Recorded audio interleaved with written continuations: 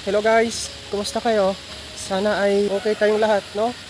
Napaka-gloomy ng panahon natin ngayon. Gawa ng nitong bagyong Dante at Emong. Tapos meron pang Habagat, no? So ngayon, hindi ako makapagpabundok, hindi ako makapagpahulo at talagang mababasa tayo. Magkakasakit tayo kapag nabuso natin yung katawan natin. So ngayon ay pahinga muna, no?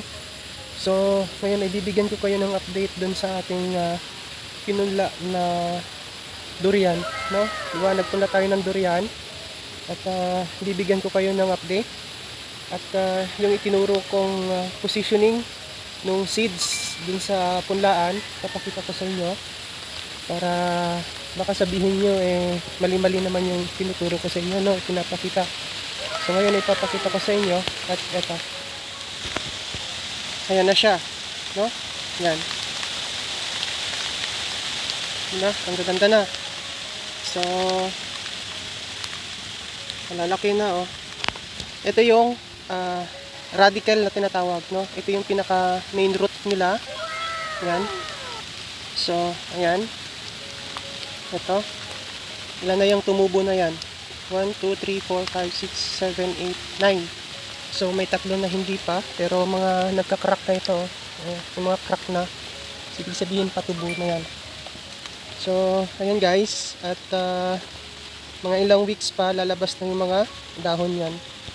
Tapos, dito meron din akong pinilon, no? Sinalin ko, nakatubo na yan, rekta sa lupa, binunot ko at sinalin ko sa plastic. Pero tingin ko, pabubuhay itong isa kasi hindi siya lanta. Pero itong isa, yung matangkad, pero tingin ko parang mamamatay. Pero may mga dahon pa ditong berde pa siya, Sana ay mabuhay, no? Pag yan ang nabuhay, malaki bagay kasi malaki na siya, no? So yan. So yan na siya, guys. 'Di ba? Ang gaganda na. So hindi ko alam exactly kung anong variety nito, pero ang durian natin ay may dalawang klaseng kulay ng laman, yung may puti at merong dilaw. Pero ito ay sabi ni nanay, kulay dilaw daw yung laman niyan, which is yun yung maganda, yung dilaw ang kulay ng laman niya. So yan.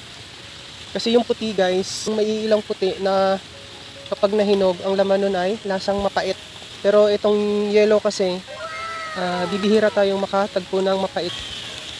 So ayan na siya. Ito parang sira na yung buto niya nung itinanim ko, pero look guys, buhay siya, no? Ayan, ayan parang bulok na siya, Pero tingnan nyo, no? Parang bulok na siya, pero nagbuhay pa rin. Bulok na nga, See? Pero nabuhay pa rin. Umugat pa rin siya. Nakikita nyo, may ugat, Buhay. Di ba? So, ito yung sinasabi ko din, no, ng mga nakaraang video. Ito yung disadvantage din kapag yung mga seeds ay talagang nakabaon sa lupa, no? Kapag may mga diferensya yung mga seeds natin, hindi natin alam, pero yung sitwasyon nila, merong mga ganon, no? Hindi natin alam na yun ay masisira na, bulok na. At kapag yan ay nilubog natin sa lupa at walang nakautlaw, nabubulok. So gaya nga nitong nangyari dito. Ito, nakautlaw pa nga yung kalahati niyan, pero bulok pa din yung kalahati niya. Pero yung loob niyan, yung cotyledon niya sa loob, hindi siya affected.